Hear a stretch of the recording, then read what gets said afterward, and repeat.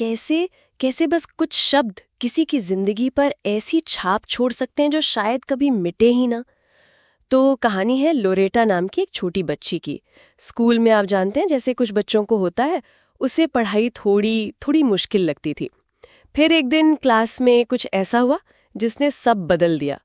हुआ ये कि उसकी टीचर ने सबके सामने, पूरी क्लास के सामने उससे कहा, लोरेटा तुम हमेशा पीछे रह जाती हो।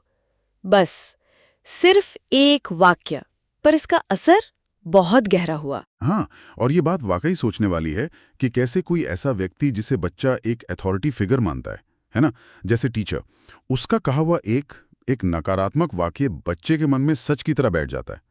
लोरेपे ने उस कच्ची उम्र में शायद यही मान लिया कि हाँ, टीचर कह रही हैं तो यही सच होगा, और बस उसका जो आत्मविश्वास था, खुद पर यकीन, वो वहीं वहीं कमजोर पड़ गया।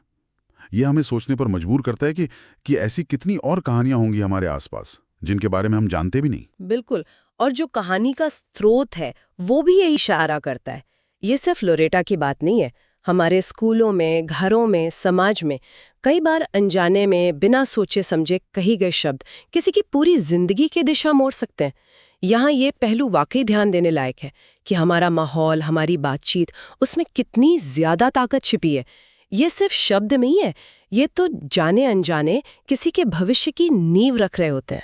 हाँ, और अगर हम इसे थोड़ा और बड़े पैमाने पर देखें तो ये कहानी हमें हमारी बातचीत की जिम्मेदारी का एहसास कराती है। कहानी एक सवाल भी खड़ा करती है। सोचिए, अगर उस दिन टीचर ने लोरेटा को डांटने की बजाय या उस पर ऐसा लेबल लगाने की बजाय थोड़ा प्यार से समझाया होता, शायद उसकी थोड़ी मदद करने की कोशिश की होती, तो क्या होता? हाँ, तो शायद लोरेटा का आत्मविश्वास बना रहता। शायद उसकी कहानी बिल्कुल अलग होती आज। बिल्कुल। ये दिखाता है कि एक सकारात्मक, एक सुरक्षित माहौल बनाना कितना जरूरी है। एक ऐसा माहौल जहां गलतियों को सीखने का एक हिस्सा माना जाए, न कि किसी पर ठप्पा लगाने का बहाना। तो फिर इसका निचोड़ क्या निकलता है? मतलब बात सीधी सी लगती है पर है बहुत गहरी। शब्द ये सिर्फ आवाज नहीं है, इनमें ताकत है, बहुत ताकत। हाँ, वो किसी को हिम्मत दे सकते हैं, हौसला बढ़ा सकते हैं। और वही शब्द किसी की हिम्मत तोड़ भी सकते हैं, खासकर बच्चों के मामले में। उनका मन तो बहुत कच्चा होता है ना। सही बात है। तो ये कहानी हमें यही सिखाती है कि हमें अपने आसपास के लोगों का, खासकर बच्चों का, हौसला बढ़ाना चाहिए।